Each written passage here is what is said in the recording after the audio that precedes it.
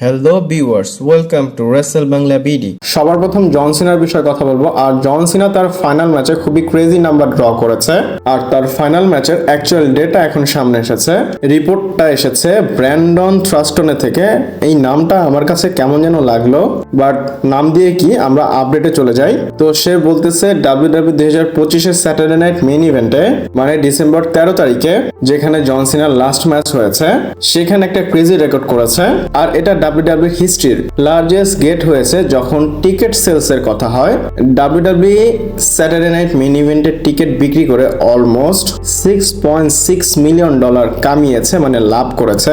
শুধু জন সিনা রিটায়ারমেন্ট ম্যাচে $6.6 মিলিয়ন তারা ইনকাম করেছে শুধু টিকিট সেল করে। আর এটা যদি আপনারা কম্পেয়ার করেন, লাস্ট এরকম ম্যাসিভ টাকা ইনকাম করেছিল হচ্ছে 2025 জানুয়ারি 6 তারিখে, মানে যেখানে মানডে নাইট র শিফট হয়েছিল নেটফ্লিক্সে। এই মানডে নাইট রতে $4.9 মিলিয়ন তারা কামিয়েছিল টিকিট বিক্রি করে। এবং এইরকম টাকা তারা লাস্টে কামিয়েছিল 1989-তে রেসেলমেনিয়াতে, মানে রেসেলমেনিয়া 5-এ তারা $4.2 মিলিয়ন কামিয়েছিল। অরিজিনালি কিন্তু $1.6 মিলিয়ন ইনকাম করেছে, কিন্তু যদি আপনারা এটার সাথে ইনফ্লেশন অ্যাড করেন সেটা $4.2 মিলিয়ন হয়ে যায়। আর ডাব্লিউডাব্লিউ জন সিনার ফাইনাল ম্যাচে রেকর্ড তৈরি করেছে। আসলে এটা ডাব্লিউডাব্লিউ করেনি, আমি ভুল বললাম, এটা অ্যাকচুয়ালি নিজেই জন সিনা করেছে। এবং ডাব্লিউডাব্লিউ টিকিট হিস্ট্রিতে জন সিনা লার্জেস্ট গেট তৈরি করেছে। এইটা তো ইতিহাস হয়ে যাবে। আমার মনে হয় না কেউ এরকম বিট করতে পারবে জন সিনাকে, বাট এটা খুবই ক্রেজি ডেটা, আমার কাছে খুবই ইন্টারেস্টিং লেগেছে, আপনাদের জানালাম। আপনাদের এই জন সিনার উপর কেমন টেক? জন সিনা যেটা করে দেখিয়েছে, এখনকার সুপারস্টাররা পারবে কিনা অবশ্যই আমাকে কমেন্ট করে জানাবেন। এরপর আমরা ফেনোমেনাল ওয়ান এজে স্টাইলের বিষয়ে কথা বলবো, এবং এজে স্টাইলকে নিয়ে দুইটা মেজর আপডেট সামনে এসেছে। প্রথম হচ্ছে এজে স্টাইল পারফরমেন্স সেন্টারে ছিল, এবং সেকেন্ড আপডেটটা হচ্ছে এজে স্টাইলের ট্রিবিউটের জন্য অনেকগুলো ফ্রাইডে নাইটের সুপারস্টার রতে আসবে। এই মানডে নাইট রটা হবে অ্যাটলান্টা থেকে, আর এটা কিন্তু এজে স্টাইল হোম টাউন। আর এজে স্টাইলের ফাইনাল ট্রিবিউটের জন্য অনেকগুলো সুপারস্টার ফ্রাইডে নাইট স্ম্যাকডাউন থেকে মানডে নাইট রতে আসবে। আমার তো মনে হয় ডাব্লিউডাব্লিউ তাকে নিয়ে খুবই ম্যাসিভ প্ল্যান করতেছে। প্রথমে সে পারফরমেন্স সেন্টারে গেল, এবং সে ডাব্লিউডাব্লিউ লেজেন্ড হিসাবে যে হাইয়ার আপস হয়েছে, মানে সে তো অনেক উপরে উঠে গিয়েছে, সে মিট করতে গেছে সবার সাথে। আর আপনাদের কি মনে হচ্ছে না সারেন্টলি ডাব্লিউডাব্লিউ এটা খুবই ইন্টারেস্টিং করতেছে? এজে স্টাইল কবে রিটায়ার হয়েছিল, আর এখন তাকে ট্রিবিউট দিচ্ছে কই ফেব্রুয়ারি 1 তারিখ, কই ফেব্রুয়ারি 24 তারিখ, প্রায় 24-25 দিন পর তাকে ট্রিবিউট দিচ্ছে। আর তাকে যে ট্রিবিউট দেবে, আবারও বলে দেই, এটা তার হোম টাউন। আমার এখানে কিছু ফিশি সাউন্ড লাগতেছে, জানি না কি হবে, বাট রতে কি হয় তার সাথে ট্রিবিউটে, সেটা আমি দেখার জন্য ইন্টারেস্টেড আছি। আপনারা আছেন কিনা আমাকে অবশ্যই কমেন্ট করে জানাবেন। এরপর রেসেলমেনিয়া টিকিট সেলস দেখব, এবং রেসেলটিক্স থেকে আপডেটেড নাম্বার সামনে এসেছে। সবার প্রথম আমরা নাইট ওয়ানের টিকিট সেল দেখব, এবং এটা স্যাটারডেতে হবে, মানে বাংলাদেশের অ্যাকর্ডিং এ সানডেতে। অ্যাভেলেবেল টিকিট আছে 6546টি, কম্বো অ্যাভেলেবেল টিকিট আছে 1180টি, কারেন্ট সেট আপ হচ্ছে 23416টি, এবং টিকিট ডিস্ট্রিবিউট মানে টিকিট বিক্রি হয়েছে 35690টি। আর দেখেন সেট আপ ক্যাপাসিটি এখনো ওইরকম আছে, এখনো তারা বাড়ায়নি। আর ডাব্লিউডাব্লিউ তো কিছুদিনে, মানে এই কয়েকটা দিনে ভালো টিকিট বিক্রি করেছে, তারা চাইলে স্টেডিয়ামের সিট আরো বাড়াতে পারে। এরপর আমরা নাইট 2 এর দেখবো, যেটা সানডেতে হবে আমাদের বাংলাদেশে, মানডেতে হবে। টিকিট অ্যাভেলেবেল আছে হচ্ছে 5864টি, এবং কম্বো টিকিট অ্যাভেলেবেল আছে 1180টি, কারেন্ট সেট আপ আছে আগের মতোই 43416, এবং টিকিট ডিস্ট্রিবিউট হয়েছে 36372টি। দেখি ডাব্লিউডাব্লিউ এলিমিনেশন চেম্বার পর্যন্ত যেতে যেতে কতটুকু টিকিট বিক্রি করে। আমি মনে করতেছি 40,000 মতো বিক্রি করে ফেলবে। আপনাদের কি মনে হয় অবশ্যই আমাকে কমেন্ট করে জানাতে পারেন।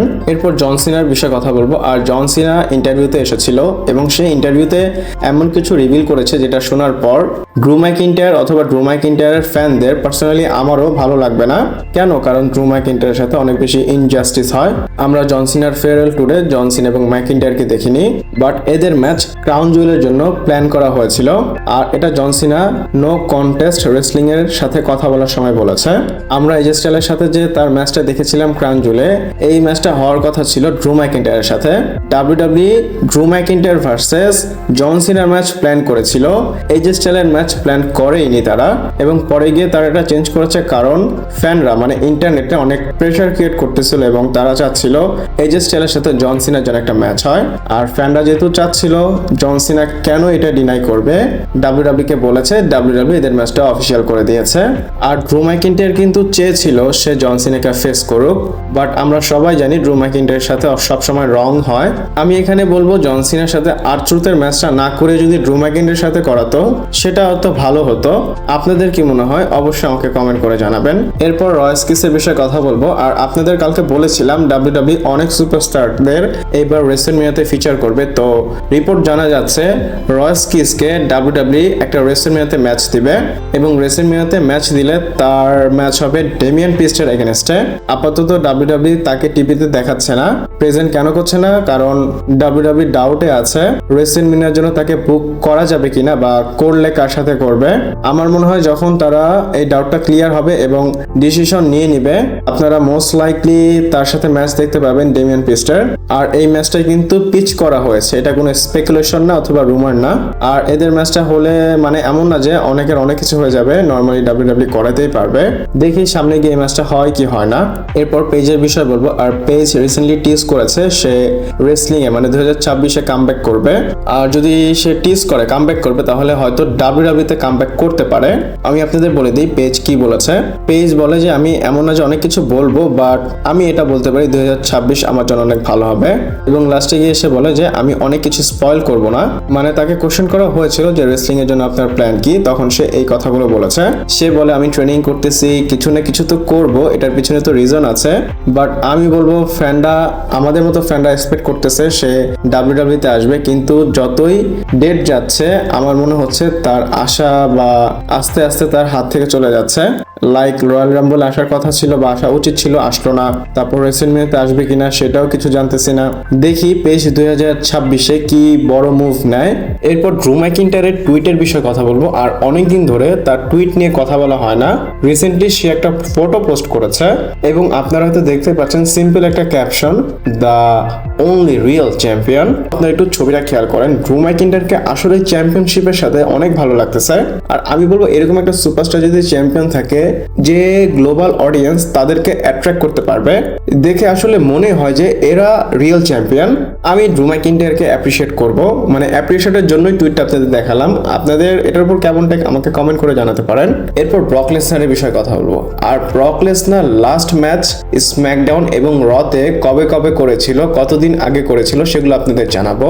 যেমন সে মানডে নাইট রতে লাস্ট ম্যাচ করেছিল 8613 দিন আগে, আর এটা কিন্তু জুলাইয়ের 22 তারিখ 2002 সালে করেছিল। এবং স্ম্যাকডাউনের কথা যদি বলি, সে 2330 দিন আগে স্ম্যাকডাউনে ম্যাচ করেছিল, আর এটা হচ্ছে 19 সালে অক্টোবরের 4 তারিখে। দেখেন ব্রক লেসনার তো ব্রক লেসনারই, সে পেপার ভিউ ছাড়া সিঙ্গেল কোনো রতে অথবা স্ম্যাকডাউনে ম্যাচ করে না। আর অনেকদিন হয়ে গিয়েছে আমরা লাস্ট ব্রক লেসনারকে রয়্যাল রাম্বলে দেখেছিলাম, এলিমিনেশন চেম্বার আগেও তাকে দেখতে পারে। এবং আরেকটা রুমার আছে সে এলিমিনেশন চেম্বারেও ঢুকতে পারে, মানে কোন একটা স্পট সে নিয়ে নিতে পারে। এটা রুমার, এটা এখনো কোনো আপডেট না, তাই আমি ওইভাবে বললাম না। বাট আপনারা র দেখলে যদি ব্রক লেসনার আসে দেখতে পারেন যে সে এলিমিনেশন চেম্বার স্পট নিয়ে নিতে পারে। আমি চাই সে এলিমিনেশন চেম্বারে যাক। আপনারা কি চান এবং এই যে তার হিস্ট্রি, এটার উপর আপনাদের কেমন টেক অবশ্যই আমাকে কমেন্ট করে জানাবেন। ভিডিওটা এই পর্যন্ত ছিল, ভালো লাগলে লাইক কমেন্ট শেয়ার সাবস্ক্রাইব করে পাশে থাকবেন। পরবর্তী ভিডিওতে আবার দেখা হচ্ছে।